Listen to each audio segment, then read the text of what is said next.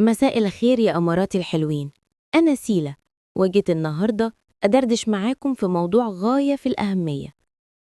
من فترة عملت استفتاء بسيط وموضوعه كان سؤال: ليه عايزة تتجوزي؟ أو عايز تتجوز؟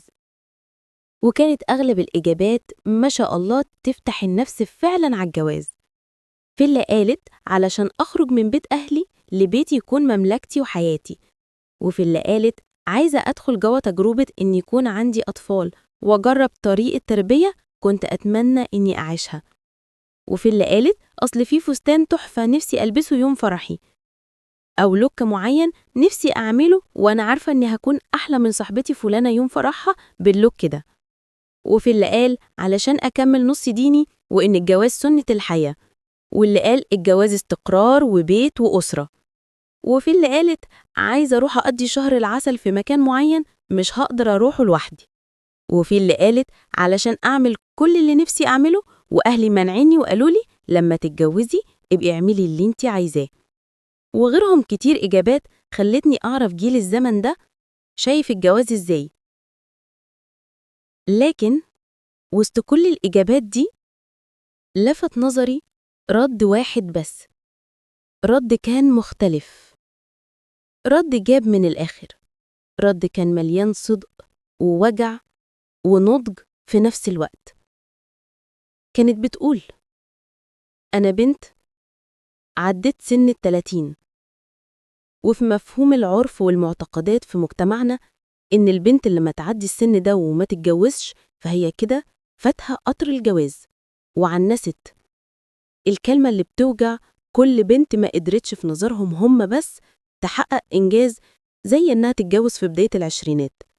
وأيوة، أنا عديت ال30 وممكن أعدي ال40 وال50 كمان، مش علشان أنا رافضة الجواز، لكن علشان أنا رافضة مفهوم الجواز اللي بيربونا عليه. أنا عايزة لما وافق أتجوز واحد شبهي، مش شبهي في الشكل لكن شبهي في الإحساس، في الروح، في التفكير. عايزة حد يشوفني من جوايا قبل ما يبص على وشي وجسمي، حد يفهم سكوتي قبل كلامي، حد يحس بيا من غير ما اضطر أشرح أنا حاسة بإيه أو محتاجة إيه، حد يكمل معايا مش حد يشوف إنه جاي يكمل نقص، لأن ببساطة أنا ما عنديش نقص محتاجة حد يكمله.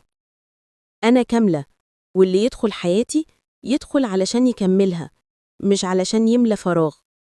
وأعتقد إن البنوتة دي كانت الوحيدة اللي قدرت تلمس المعنى الحقيقي، وقدرت توصل جزء كبير جدا من مفهوم الجواز الصح، المفهوم اللي المفروض يتبني عليه حياة أي اتنين بيفكروا يوثقوا علاقتهم برابط مقدس زي الجواز. لأن الجواز يا أماراتي مش ورقة ولا شبكة ولا فستان ولا شقة تتفرش ولا صور تتحط على الفيس. الجواز روح قبل ما يكون شكل، معنى قبل ما يكون مظاهر، وتفاهم قبل أي حاجة تانية.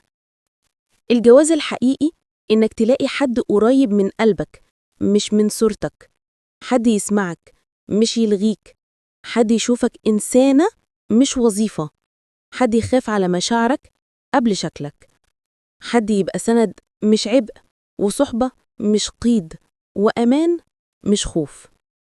الجواز مش إن حد ياخدك ويمتلكك، الجواز إن حد يكون قادر يحافظ عليكي، مش إن حد يغير حياتك، لكن إن حد يشاركك حياتك بطريقة تخليها أحلى وأسهل وأريح.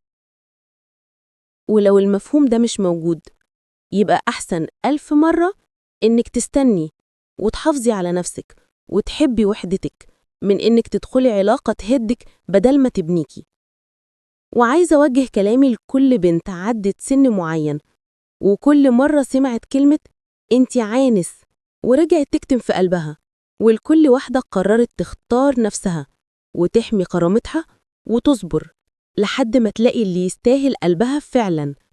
أحب أقولك انتي مش قليلة ولا ناقصة ولا فاتك قطر. اللي عايز يوصلك كده أو يفهمك كده هو غلط، وهو اللي لسه مش مستوعب إن الجواز اختيار مش سباق.